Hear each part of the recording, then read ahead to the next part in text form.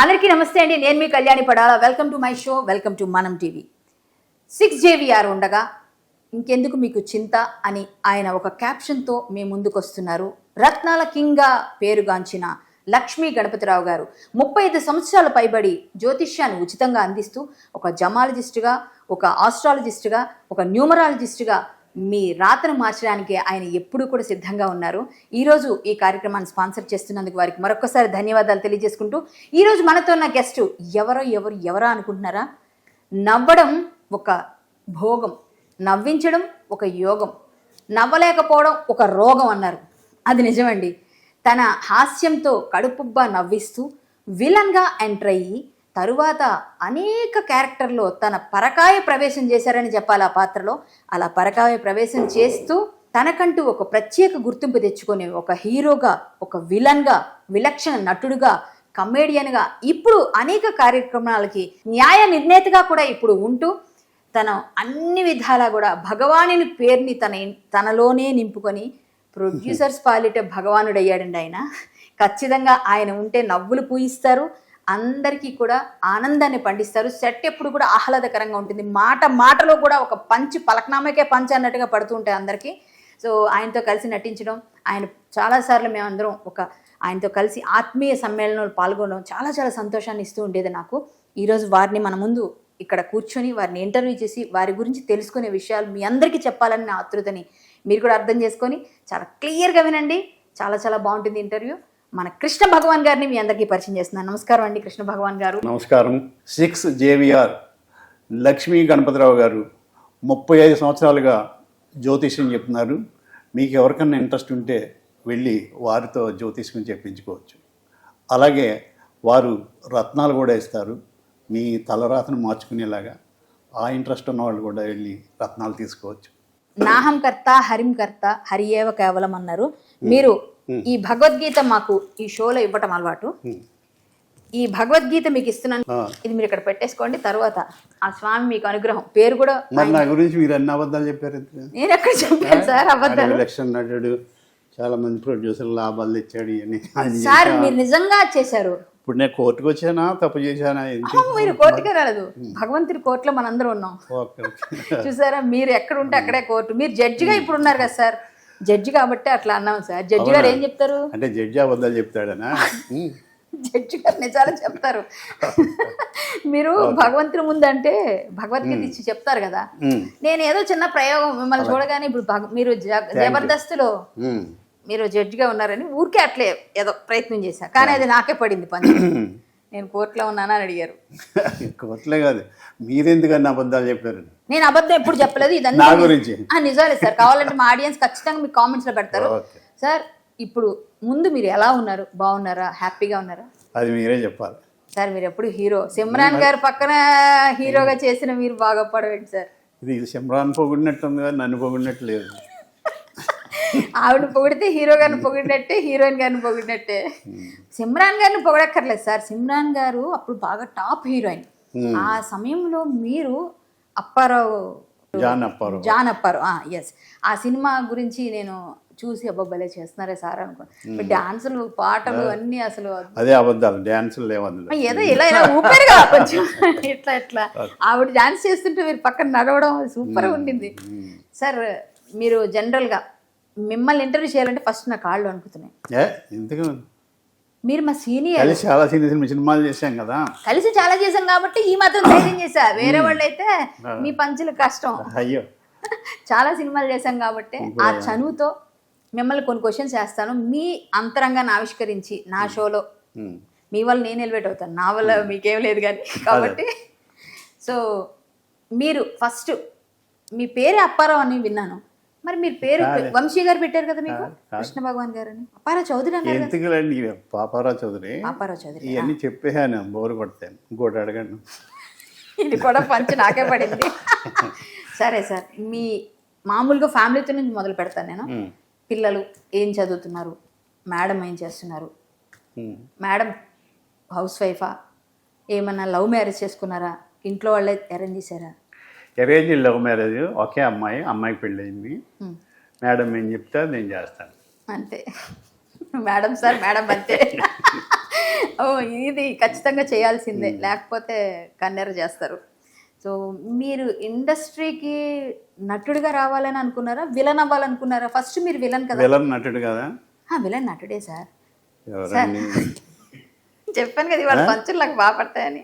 ఓకేనండి ఇది. సార్ బాగా విలన్ కూడా నటుడే మరి. సార్ విలన్ కూడా నటుడే. నేను నటుడు అంటే గబాల్ని ఏమన్నా విలన్ అవ్వాలని రావాలనుకున్నారా, హీరో అవ్వాలనుకున్నారా, కమేడియన్ అలా అయ్యారు అని అనకపోయి మీరు ఏమవుదాం అనుకున్నారు ఇండస్ట్రీలో? గ్యాప్ ఇస్తే చెప్తానా. నటుడు అవ్వాలనుకుని వచ్చాను సార్. ఇలా అయ్యాను. ఇప్పుడు నటుడే సార్ మీరు. ఏ ఇయర్ సార్? అబ్బో 85 అలా వచ్చాను. ఏప్రిల్ 1 విడుదల, దానిలో కదా విలన్ మీరు. అవును. గోపి. అది 89 ఎండింగ్ అనుకుంటున్నాను. గోపి క్యారెక్టర్. నేను అప్పుడు చూసి మిమ్మల్ని తిట్టుకున్నాను బాగా ఆ చిన్నప్పుడు ఆ సినిమాలో. ఏంటంటే ఈయన వచ్చి ఫుట్బాల్ అవన్నీ అసలు ఏంటి ఈయన ఎంత ఘోరంగా అని అట్లా. అప్పుడు చిన్నవాళ్ళ మీరు? చిన్నదానే సార్. చెప్పండి సార్, నిజంగా ఒట్టేసి చెప్తున్నాను సార్, నేను చిన్నదానే సార్. ఏంటి సార్ మనిషి పెరిగిపోతే పెద్ద ఏజ్ అయిపోయినట్టు కదా సార్. 40+ సార్ నేను. నిర్మలమ్మ గారు మీరు క్లాస్మేట్ అని అన్నాను. నిర్మలమ్మ గారు కదా, మా అమ్మమ్మ గారు వయసు కూడా కాదు. సర్లేండి, ఇప్పుడు అలా అనుకున్నా పర్వాలేదు. సో ఏప్రిల్ 1 విడుదల మాత్రం మీకు మంచి పేరు తీసుకొచ్చిందా సార్? నటుడిగా మీకు మంచి పేరు తీసుకొచ్చింది, వేషాలు తీసుకురాలేదు. ఎందుకు సార్? అది తెలీదు. కానీ మీరు నిజంగానే మంచి పేరు వచ్చింది ఆ సినిమాలో, మరి వేషాలు ఎందుకు రాలేదు మీకు బాగా? మరి ఆ టైంలో నాకు పబ్లిక్ రిలేషన్ లేకపోవడం, బద్ధకం, సరిగ్గా చెన్నైలో ఉండకపోవడం, సో మెనీ కారణాలు. మరి మీరు తర్వాత రచయితగా కూడా మారారు కదా. ఏప్రిల్ 1 విడుదలకే రచయిత కూడా, దానిలో వేషంతో పాటు. నేను రచయితనే కాదండి, ఏదో ఆ ఇన్స్టింక్ట్ ఉందని ఈ లోపల. వంశీ గారు ఎంకరేజ్ చేయడంతో కొన్ని సినిమాలు రాయవలసి వచ్చింది. ఎన్ని సినిమాలు రాసి ఉంటారు సుమారు? 4 రాశాను. అయితే నా పార్టిసిపేషన్ ఉండేది వారి సినిమాల్లో. మీకు బాగా ఇష్టమైన దర్శకులు అంటే ఎవరిని చెప్తారు? నాకు కె బాలచంద్ర గారు అంటే ఇష్టం. చేశారు వారి సినిమాలో? చేయలేదు. ఒకటి కూడా, అంటే సీరియల్స్ కూడా చేశారు ఆయన కదా. అదే ఇలా మిస్ అయ్యాను. అంటే ఇచ్చేస్తారని కాదు కానీ ట్రై చేయవలసింది, అది చేయలేదు. నటన చేయలేదు, ట్రై చేయలేదు. ఆయన మీకు అయితే ఒక డ్రీమ్ రోల్ చేయాలని ఉండేది. అంటే చాలా మంది ఉన్నారు ఇష్టమైన డైరెక్టర్లు. రాఘవేంద్ర గారు ఇష్టం, ఇలా వంశీ గారు ఇష్టం, శ్రీనివాసరెడ్డి గారు కామెడీ డైరెక్టర్, ఈవివి గారు ఆయన ఇష్టం, ఇలా చాలా ఇష్టమైన డైరెక్టర్. మీకు ఇండస్ట్రీలో అంటే ఇది నేను చేయలేదు క్యారెక్టరు, ఇది నేను చేస్తుంటే బాగుండేదని ఎప్పుడైనా అనుకున్నారు సార్? ఎప్పుడైనా ఈ క్యారెక్టర్ నాకు మిస్ అయింది అని ఎవరైనా చేసినప్పుడు చూసి అలా ఫీల్ అయినవి ఏమైనా ఉన్నాయా క్యారెక్టర్స్ విషయం? మిస్ అయ్యానేమో తెలియదు నాకు. అంటే డేట్లు ఇచ్చి కొన్ని సినిమాల్లో నన్ను వాడుకోకుండా వదిలేయటం అలా జరిగింది. మరి అది ఎవరన్నా వేసుకుంటే అది మిస్ అయ్యాను అనుకుందానేమో. వచ్చిన వల్ల చేశాను. మీరు చాలా అసలు అంటే సెటైర్ చేస్తారు బాగా, ఎప్పటికప్పుడు స్పాంటేనియస్గా. అసలు మీరు మీరు మీరు మాటలు మింగేశారో లేకపోతే మాటలు లోపల ఎలా వస్తే నాకు తెలీదు. విషయం ఏమిటంటే మీరు ఎవరి మీదైనా సెటైర్ వేస్తే ఫీల్ అయ్యి మేము సీరియస్ అయిన వాళ్ళు ఎవరున్నారా? హీరోలు కానీ, హీరోయిన్లు కానీ, కమెడియన్, స్టార్ కమెడీ, మీకన్నా సీనియర్స్ కానీ? ఇది మంచి ప్రశ్న. ఇంతవరకు కానీ కరెక్ట్ కాదు. మరి ఎవరైనా ఫీల్ అయ్యారేమో, కొంతమంది ఫీల్ అయ్యారు. పర్టికులర్ పేరని కాదు, నాదేంటంటే ఏదో అనాలి, కసి కొద్దీ అనాలనేది కాదు. ఏదో గొంతులోంచి వచ్చిన ఆ జోక్ కోసం జోకేసేది తప్ప ఒక మనిషిని అట్ట చేయాలని నా ఉద్దేశం కాదు. కానీ అట్ట అవుతారుగా, నన్నన్నా నేను అట్ట అవుతాను. అలా అట్టయిన సందర్భాలు కొంతమంది ఉండుండొచ్చు, ఉన్నాయండి. అలా ఒక్కటి చెప్పండి మాకు, ఎవరైనా ఒక పెద్ద ఆర్టిస్ట్ కానీ కమెడియన్ కానీ ఒక్కటే చాలు. చాలా మంచి ప్రశ్న వేశారు, గుర్తులేదు నాకు. అంటే మర్చిపోయారు బా, ఈరోజు పట్టుకొని నవ్వాల్సిందే అందరూ. కొంచెం మెమరీ లాస్ ఉందండి. అయ్యో సార్, మీకు ఒక సినిమాలో జరిగిన యాక్సిడెంట్ వల్ల ఇప్పటికీ మీరు ఇబ్బంది పడుతున్నారు కదా, అది ఏ సినిమాలో, ఎందుకు అలా?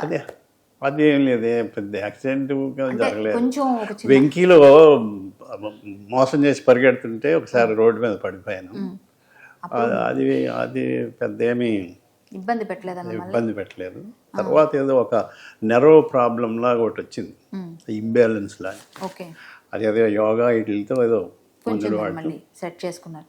అంటే నేను ఎలా ఎందుకు అడిగానంటే, ఒక ఆర్టిస్ట్కి క్యారెక్టర్ చేసేప్పుడు ఇన్వాల్వ్మెంట్, దెబ్బలు తగిలినా కూడా పట్టించుకోకుండా నొప్పిని కూడా సైతం వదిలేసి మీరు అంత ఇన్వాల్వ్ అయి చేస్తారు క్యారెక్టర్ అని జనాలకు తెలియడం కోసం అడిగాను అన్నమాట నేను. అంతకుమించి ఇంకోటి ఏం లేదు. అది తర్వాత నేను పరిగెట్టి పడిపోతే శ్రీను వైట్ల గారు నా డ్రెస్ వేసి ఇంకొకళ్ళు పెట్టారు వెంకీలో. రవితేజ వాళ్ళ బ్యాచ్ అంతా పట్టుకోండి అని పరిగెడుతుంటే అక్కడ ఎవరో ఉన్న వాళ్ళు పట్టుకుని ఆయన కొట్టేశారు. రవితేజ పర్సు కొట్టేశాడేమో అని వాళ్ళు ఏదో రవితేజ గారు పర్స్ కెమెరా అక్కడ ఎవరి ఇంటి మీద మేడ మీద ఉన్నాడు తిరిగి తర్వాత జరిగింది.